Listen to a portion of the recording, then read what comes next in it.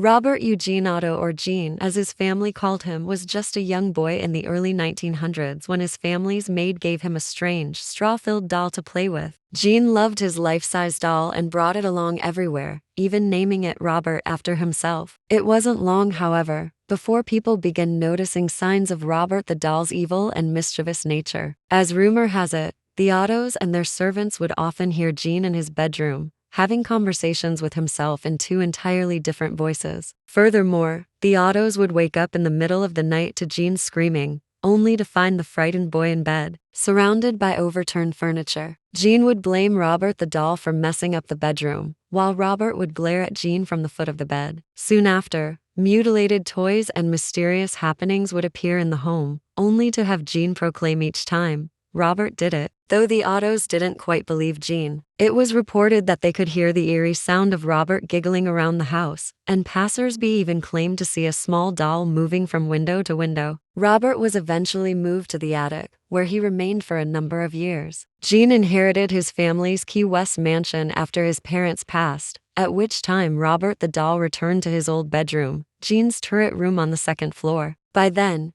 Gene had been working as an artist, and local folklore insists that Gene would spend his days alone in his mansion, painting with his old friend Robert. Gene eventually married, and many tales of his wife's disdain for Robert arose. Conflicting rumors surfaced, some alleging that Gene's wife died from insanity after locking Robert in the attic, while others report that Gene died with Robert by his side. Today, Gene's residence operates as a bed and breakfast called the Artist House, and visitors can even stay in the old turret bedroom. Robert the doll now lives at the Fort East Martello Museum in Key West, Florida, where some believe his hair color and his soul are both slowly fading. Visitor beware though, as Robert's current favorite mischievous act involves casting curses on those who take his photo without first asking permission. To date, the walls near his glass case are covered in numerous letters from previous visitors and naysayers, begging for Robert's forgiveness and asking him to remove any hex he has cast.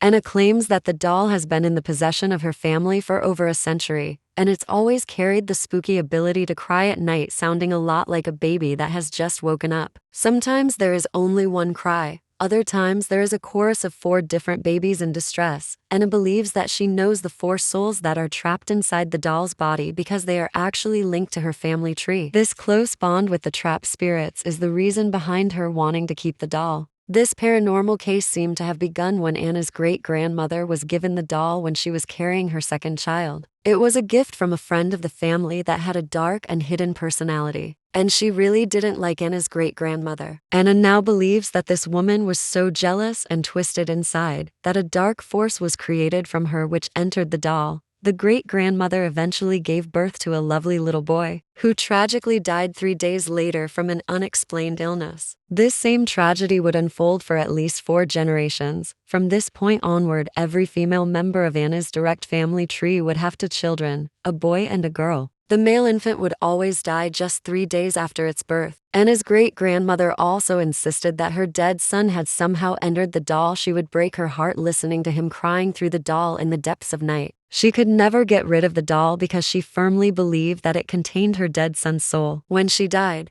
she passed the doll on to her daughter and his grandmother for safekeeping. This turned out to be another deadly move. Anna's grandmother had 2 children, male and female, and the boy died 3 days after birth. Anna also lost her son 3 days after he was born, and she believes his cries have been added to the doll's disturbing orchestra. Each mother in the family has refused to give up this paranormal doll. They all believe that it somehow contains a trace of their baby's soul. The strange thing about this case is that the cries of the doll can only be heard by female members of Anna's family.